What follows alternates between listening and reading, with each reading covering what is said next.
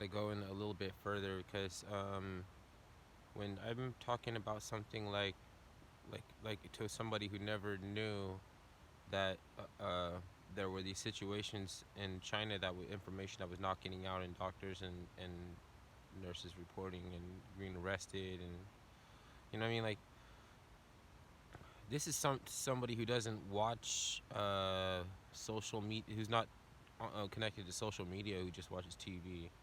So I was expecting just, you know, like, because you're not guilty of not knowing something. You know what I mean? You're not guilty of having an opinion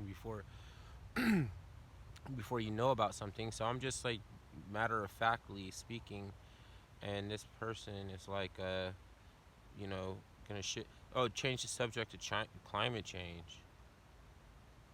That's just the art. It's just you just want to change the subject to something that you could be like, well, I feel this way, and this is my opinion. But we're not doing that right now. I was just telling you about a situation that's developing. That's different. Anyways, did I do it enough? Um, like let's talk about. Okay, here's the danger in this, right? Is that you could become like a Shanks Uger. He's like a fucking degenerate buffalo. He he was a skeleton crew, which is like a stay behind, like in this comes after the terminology comes from like Uzbekistan, like after World War II, like when the nations leave, they left a lot of their stay behind crews in Uzbekistan because the power vacuum was there after World War II, right? Same thing, right? They have stay behind crew, and Cenk Uygur was one of them for Turkey. Now he turned into a fucking Armenian Holocaust denier. He's an Armenian, by the way. How does an Armenian turn into a Armenian Holocaust denier and then change his mind, or not really change his mind, but just deflates he just deflects everything. You don't want to be like that. You know what I mean? He didn't have to go there. Basically, essentially, he doesn't have to go there. But because, we would like to think that peace will ensue once that we go through the process of like purging. We purge, because it's the anarchy, and then we're not in anarchy. Whenever we never, when have we ever not been in some form of anarchy? In some form of anarchy, there's always some form of anarchy. You know. Power elite don't deliver us from anarchy.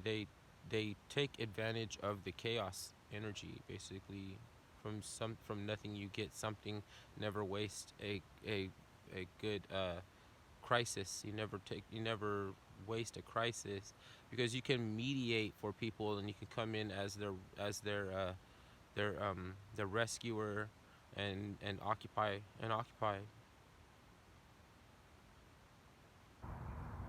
Everybody on K-Pax knows this. Like, everybody knows this already. It's just like, I mean, like, I'm just now putting on video that, I mean, I wouldn't want to hear anybody telling me this anymore, because it's just no. You just know. But then, like, I don't know. It's like, if I just change the subject to a conversation where you're gonna call me a fucking idiot for telling you about eugenics in motion, like about voices being squashed, rights being fucking destroyed, like dignity being destroyed, and in the form of a virus where something like that can crop up, and we just implement whatever it brings a false sense of normalcy, because governments encroach. They always encroach based on your sense of what is normal, what you might take.